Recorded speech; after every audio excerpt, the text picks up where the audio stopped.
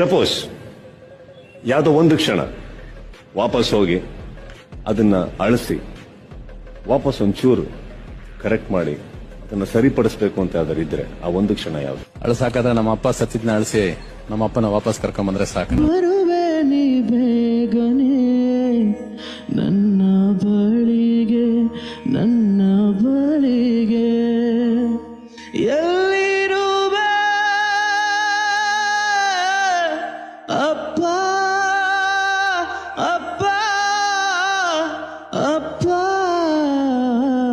ಎಲ್ಲಿರುವೆ, ನೀ ಹೇಗಿರುವೆ? ನಿನ್ನ ನೋಡದೆ ನಾನು ಹೇಗಿರುವೆ, ನೀನಿಲ್ಲದೆ ನಾ ಹೇಗೆ ಇರುವೆ?